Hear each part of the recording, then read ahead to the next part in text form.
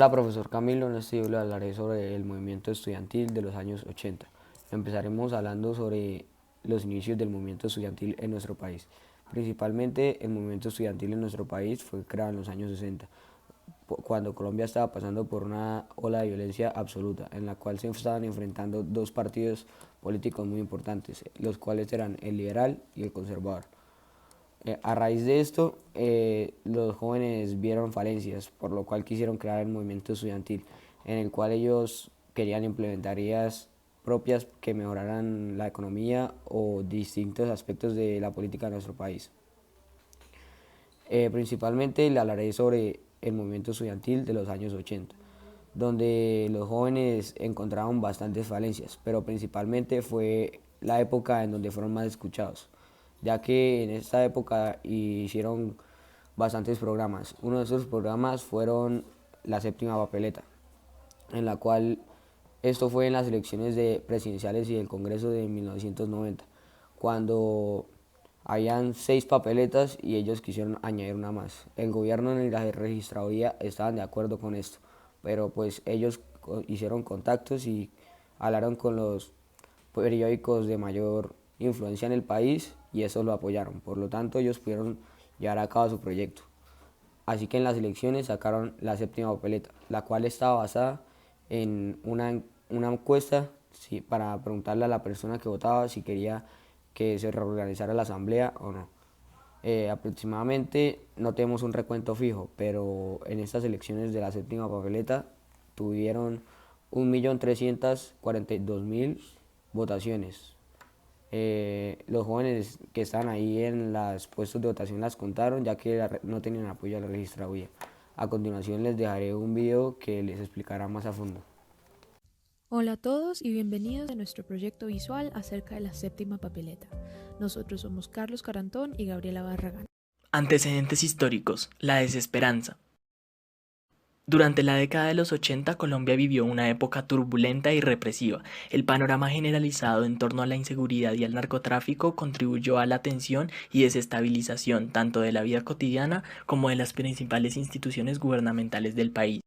Catalina Botero, actual decana de la Facultad de Derecho de los Andes, fue parte de este movimiento estudiantil y ella nos cuenta que en esta época el país se encontraba en un contexto volátil y violento y que había un sentimiento generalizado de desesperanza e impotencia en cuanto a qué se podía hacer para mejorar la situación. Así, por ejemplo, la toma del Palacio de Justicia, el atentado al edificio del DAS, la corrupción imperante y algunas masacres en distintos municipios del país dieron cuenta de esta situación. Todo se disparó con el asesinato del candidato presidencial Luis Carlos Galán. Catalina cuenta que después de que Galán fue asesinado, en Bogotá hubo una convocatoria masiva de todos los estudiantes universitarios para acompañar al féretro de Galán hasta el cementerio central. Fue precisamente en esa reunión que todos los estudiantes decidieron reunirse por primera vez en distintas universidades. Así pues, durante la Marcha del Silencio del 25 de agosto del 89 se originó este movimiento estudiantil, ante el estupor de luto, impotencia y cambio social. Poco a poco, la red de estudiantes se fue agrandando hasta que se articuló en un solo movimiento estudiantil nacional apodado la Séptima Papeleta. Eso fue muy bien recibido por la opinión pública porque los estudiantes no tienen agenda. Sí. O sea, lo bueno de que uno te la de ustedes, porque son confiables, porque no tienen agenda. ¿En qué consistió este movimiento? La votación.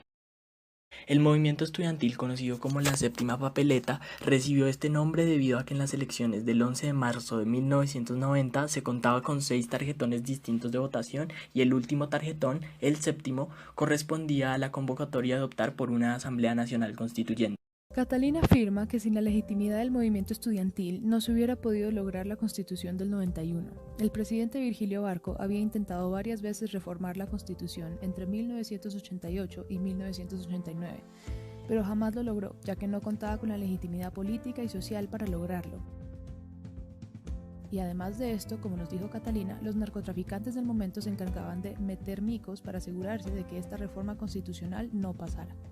Sin embargo, después de una larga lucha, el movimiento estudiantil finalmente lo logró.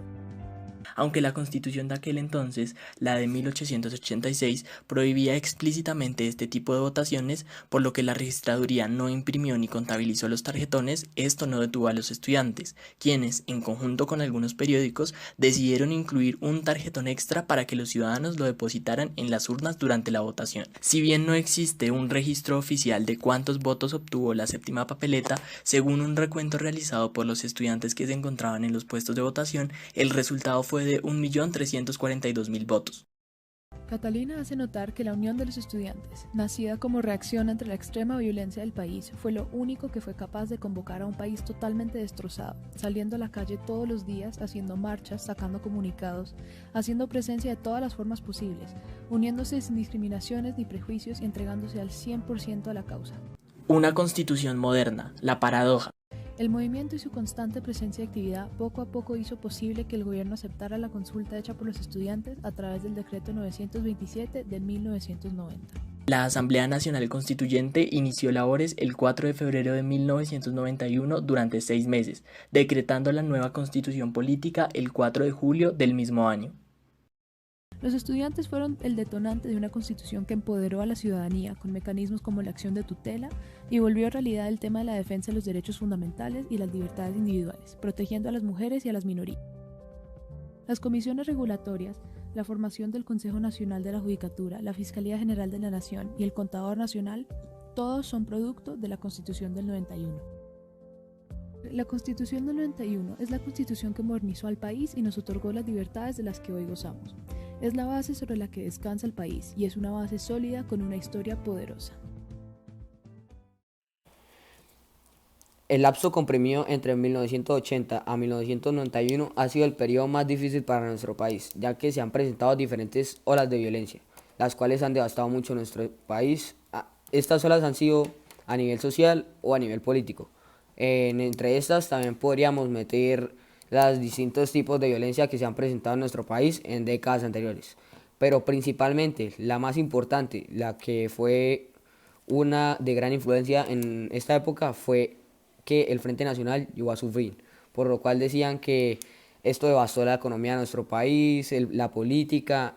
Dicen también que es lo que puso en contraposición el partido político de la MRL y el ANAPO.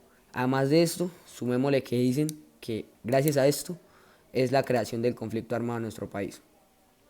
También uno de los sectores más afectados es el estudiantil, ya que los políticos no creen nada en el tropel, lo cual a esto le llaman el nuevo debate, porque esta forma de protestar no es muy justa, que digamos, ya que se presentan diferentes violencias y pues esto ocurre en diferentes momentos. Por lo tanto, algunos estudiantes de las grandes universidades han decidió quedarse al margen de la organización y la crítica del debate para salvar la integridad y poder lograr culminar sus estudios, lo cual es algo bastante inteligente, ya que cuando estaban los del movimiento estudiantil, ellos preferían salir a luchar por el país antes que preocuparse por sus estudios. En las universidades hacían tropeles y de todo para que los dejaran salir a marchar y el gobierno los pudiera escuchar. Aunque gracias a esto les debemos muchas cosas a ellos. Por eso es importante el movimiento estudiantil. A continuación les mostraré imágenes distintivas y videos del movimiento nacional para que se vea reflejado lo que está sucediendo en esta época.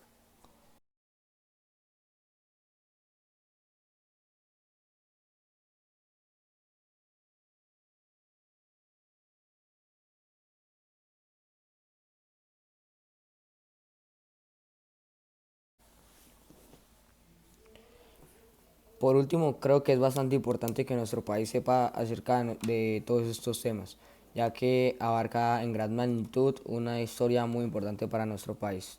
Podemos saber de dónde vienen a cabo muchos procesos importantes y muchas organizaciones, como la Fiscalía General de la Nación y pues programas como la Constitución de 1991, ya que el movimiento estudiantil ha apoyado estas dos organizaciones y pues las saca adelante. Además creo que es importante, ya que nuestro país ha pasado por muchas épocas difíciles. También creo que muchas de nuestras malas decisiones en el pasado han afectado nuestro futuro, ya que si nos damos cuenta, si el Partido Liberal y Conservador hubieran llegado a un buen acuerdo, tal vez no hubieran sacado el Frente Nacional, no se hubieran acabado el Frente Nacional y hubieran disminuido bastantes problemas, no se hubieran creado algunos conflictos armados o otro tipo de problemas. Pero principalmente creo que ha sido bastante importante para nuestro país estos hechos, ya que han soportado a gran cavidad una gran parte de nuestra historia. Por esta razón creo que es importante que los colombianos aprendan de nuestra historia, principalmente de este movimiento estudiantil que es bastante interesante. Por eso apoyemos el movimiento estudiantil.